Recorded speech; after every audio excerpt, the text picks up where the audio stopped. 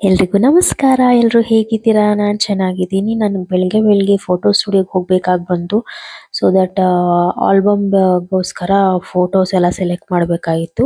Photos ಎಲ್ಲ ತುಂಬ ಚೆನ್ನಾಗಿ ಬಂದಿತ್ತು. ತುಂಬ ಇಷ್ಟ ಆಯಿತು ನನಗೆ. ಆಲ್ಬಮ್ 1 ವೀಕ್ ಆಗುತ್ತೆ ಬರೋದಕ್ಕೆ ಅಂತ ಹೇಳಿದ್ರು. ಸೊ ಆಲ್ಬಮ್ ಬಂದಮೇಲೆ ನಿಮಗೂ ಸಹ ನಾನು ಹೇಗಿದೆ, ಹೇಗೆ ಬಂದಿದೆ ಫೋಟೋಸು, ಯಾರೆಲ್ಲ ಬಂದಿದ್ರು ಅಂತೆಲ್ಲ ನಿಮಗೂ ಸಹ ನಾನು ಶೇರ್ ಮಾಡ್ಕೊತೀನಿ.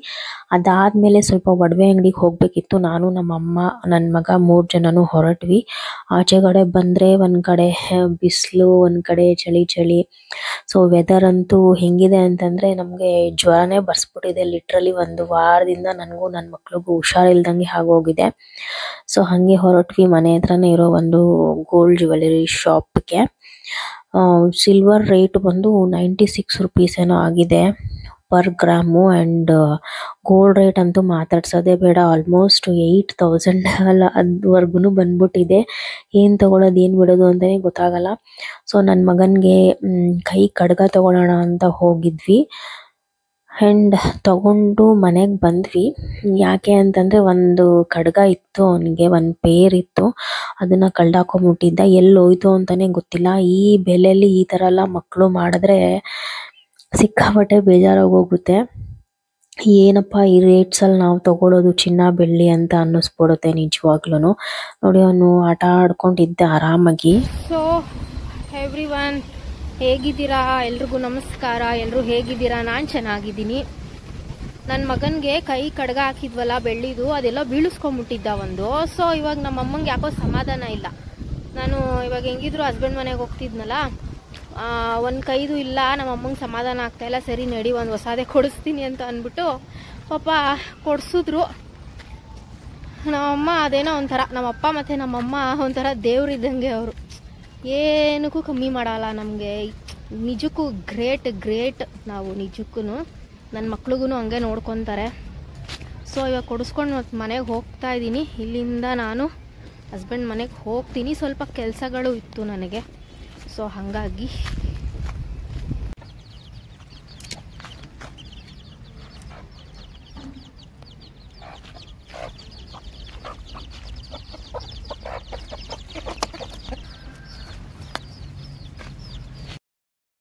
ಆಮೇಲೆ ನಮ್ಮದು ಊರಿಂದ ರಾಗಿ ಬರೋದಿತ್ತು. ಗದ್ದೆಲಿ ಯೂಶ್ವಲಿ ನಾವು ಬೆಳೆಯೋ ಅಂಥದ್ದು.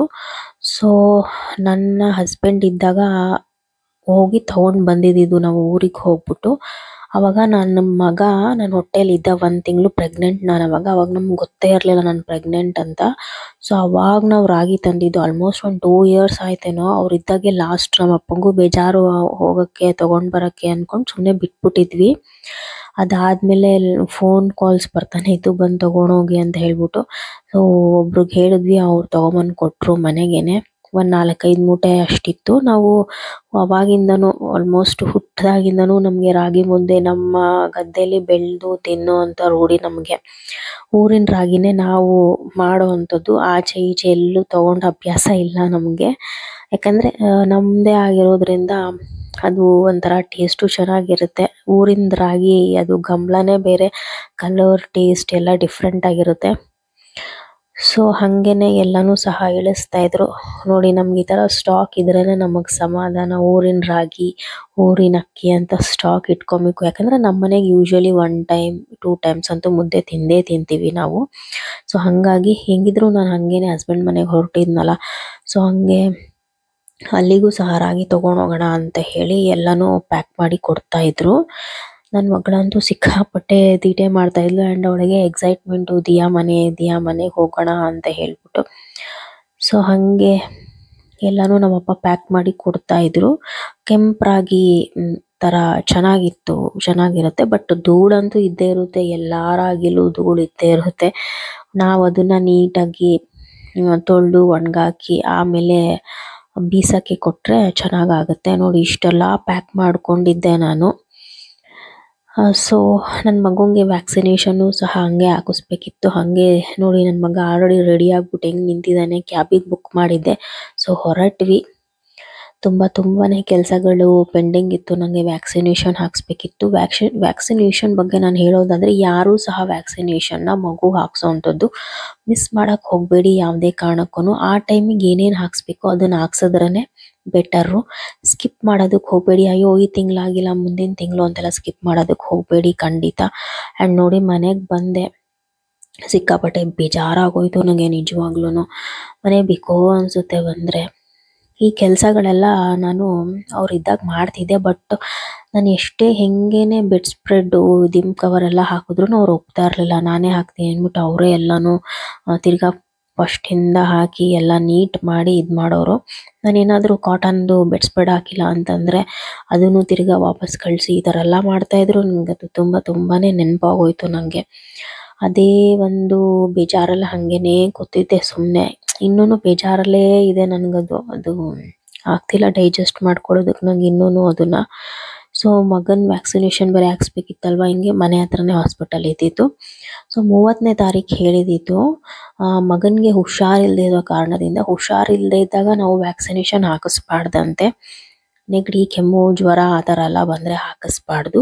ಸೊ ಹಾಗಾಗಿ ಒಂದು 3 days 4 days ಡಿಲೇ ಮಾಡ್ಬಿಟ್ಟು ಹಾಕ್ಸಿದ್ರೆ ಒಳ್ಳೆಯದು ಅಂತ ಹೇಳ್ಬಿಟ್ಟು ಇವಾಗ ಬಂದು ಹಾಕ್ಸಿರೋವಂಥದ್ದು. ನೋಡಿ ನಮ್ಮ ಮನೆ ಬಾಡಿ ಗಾರ್ಡ್ ಅವನು ಯಾವಾಗಲೂ ಕಿಟಕಿ ಹತ್ರ ಹೋಗೋದು ಬೊಗಳೋದು. ಬಟ್ ಅವ್ರು ಹೋದಾಗಿಂದ ಸ್ವಲ್ಪ ಡೌನ್ ಆಗಿಬಿಟ್ಟಿದ್ದಾನೆ.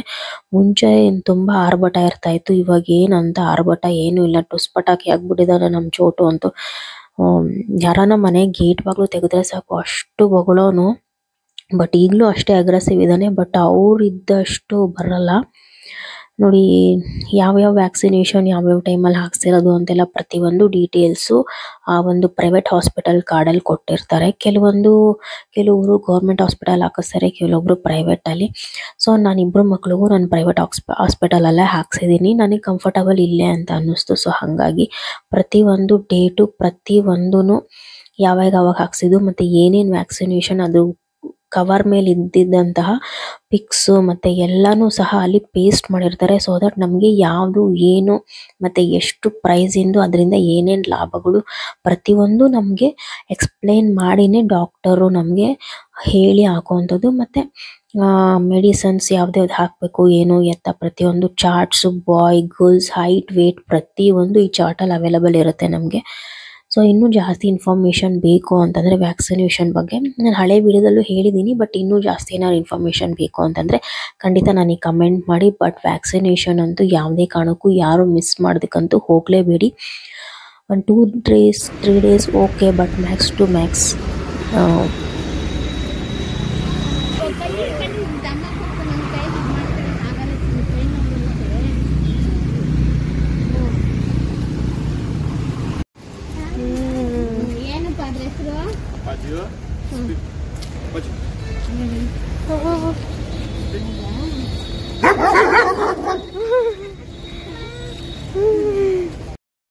ಗೊತ್ತಿಲ್ವ ನಿಮಗೆ?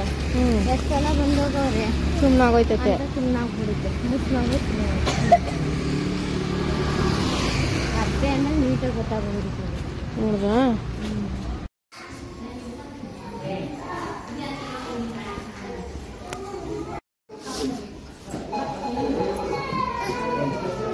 ಬೈರಿ ತಗೋಕೊಂಡು ಜಾರಿಸ್ತೀನಿ, ಜಾರಿಲ್ಲ ಬಾ ಇನ್ನೊಂದ್ಸಲ ಜಾರಿಸೋಣ.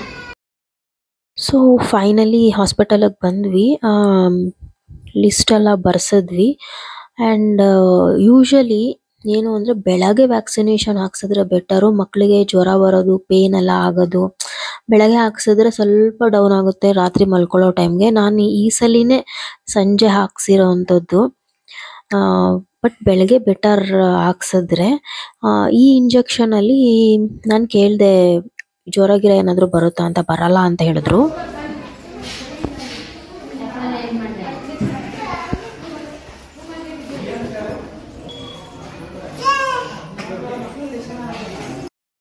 ಸೊ ಈ ವ್ಯಾಕ್ಸಿನೇಷನ್ ಹಾಕ್ಸೋ ಟೈಮಲ್ಲಂತೂ ಮಕ್ಳಿಗೆ ಪೇನ್ ಆಗುತ್ತೋ ಇಲ್ವೋ, ನಮಗಂತೂ ಸಿಕ್ಕಾಪಟ್ಟೆ ನೋವಾಗ್ಬಿಡುತ್ತೆ. ನೋಡಿ ನನಗಂತೂ ಭಯನೇ ಆಗೋಗುತ್ತೆ ಆ ಇಂಜೆಕ್ಷನ್ ನೋಡ್ಬಿಟ್ಟು. ಪೇನ್ ಆಗಲ್ಲ ಅಂತ ಹೇಳ್ತಾರೆ, ಬಟ್ ಆದ್ರೂ ನಮಗೊಂಥರ ಅಲ್ವಾ. ಸೊ ಇಂಜೆಕ್ಷನ್ ಎಲ್ಲ ಹಾಕಿಸ್ಕೊಂಡು ಮನೆ ಕಡೆ ಬಂದ್ವಿ. ಅವರೆಕಾಳಿನ ಬಸ್ಸಾರು ಮಾಡಿದ್ರು, ತುಂಬಾ ಚೆನ್ನಾಗಿತ್ತು. ಮಕ್ಕಳಿಬ್ರಿಗೂ ಊಟ ಮಾಡಿಸಿ ಹಾಗೆ ಮಲಗಿಸ್ದೆ ಅವರಿಬ್ಬರನ್ನೂ ಸಹ. ಸೊ ಇವತ್ತಿನ ವ್ಲಾಗ್ ಇಷ್ಟ ಆದರೆ ಲೈಕ್ ಶೇರ್ ಕಮೆಂಟ್ ಮಾಡಿ ಅಂತ ಹೇಳ್ತಾ thank you for everyone and thank you for all your support ಅಂತ ಹೇಳ್ತಾ ಇವತ್ತಿನ ವಿಡಿಯೋ ಇಲ್ಲಿಗೆ ಸ್ಟಾಪ್ ಮಾಡ್ತಾ ಇದ್ದೀನಿ. Thank you, keep supporting, thank you.